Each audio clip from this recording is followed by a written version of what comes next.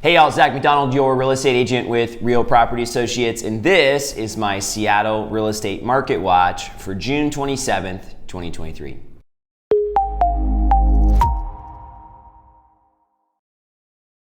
Well, the housing market in Seattle has been heating up, as I've been mentioning here over the past few months. But interestingly, not everything's selling right away, as we've been talking about as well. So we have this kind of both and market. Over the past couple weeks, I've had 3 buyers get under contract. One of them has made offers on multiple properties in North Seattle and been beat out, finally got their offer accepted on a house in Shoreline, which is awesome for them.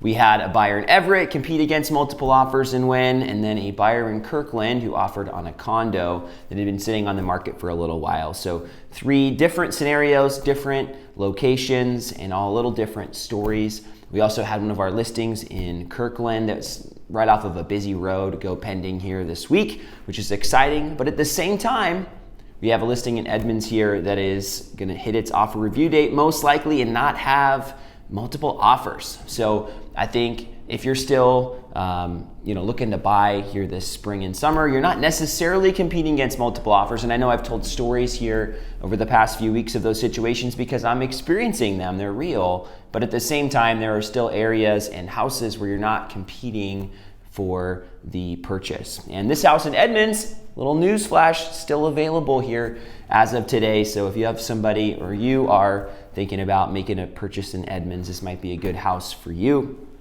Now let's jump into the data here from 6/27. And again, this is Northwest Multiple Listing Service data, NWMLS data as of today, and this is for King and Snohomish County. So we're putting the two together for this market watch to give a good broad approach to what the market's doing in the Seattle metro area. Now, if we look at new listings, 593 new listings over the past week compared to 561 last week. And I mentioned listings have started to pick up, and it's a bummer for the Edmonds house because there wasn't anything like this listing here. And then all of a sudden, like 5 different houses in Edmonds and a couple in Linwood that are all within maybe 2-3 miles, very similar houses, all come on at the same time, right? So talk about supply and demand, right? If you only have one house, everybody's going for the one house. If you have 6 or 7 or 10 or however many there are, now all of a sudden that interest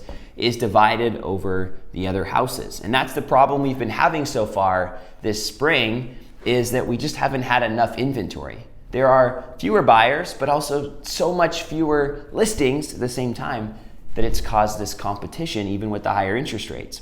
Now, if we look at the rest of the data, you'll see list price reductions, 304, which is more than last week, 280. So things are not always selling above asking price, right? 304 list price reductions. And including that Kirkland listing I mentioned, we were at 716, we came down to 700, and then it sold almost immediately at 700. Now, that again was a list price reduction, and it caused a sale, but that house needed a little bit of time on the market before it sold.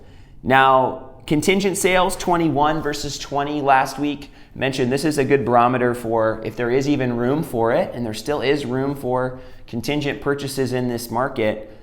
But again, it's a very small percentage of the purchases. So it's not a slam dunk, but if a house has been sitting on the market for a few weeks, you might have a chance as a contingent buyer. In fact, the Kirkland listing I mentioned, at our offer review date, we had a contingent offer that was very good, but unfortunately there were some issues on the buyer's side and they weren't able to complete the purchase. But that was a contingent offer that we accepted. So contingent offers are still a real thing. And again, that's contingent on the sale of your house.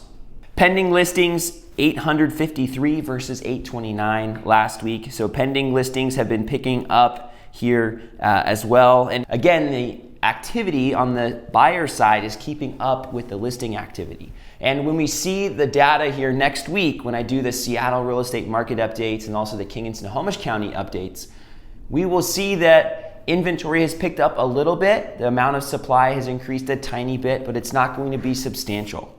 We're also going to see that things have been selling over asking price and selling fairly quickly. But as we're seeing, not everything is selling over asking price and not everything is selling right away. Sold listings, 647 this last week as opposed to 589. We're nearing the end of the month, so I suspect that this next batch will be a little bit larger as we hit the end of the month.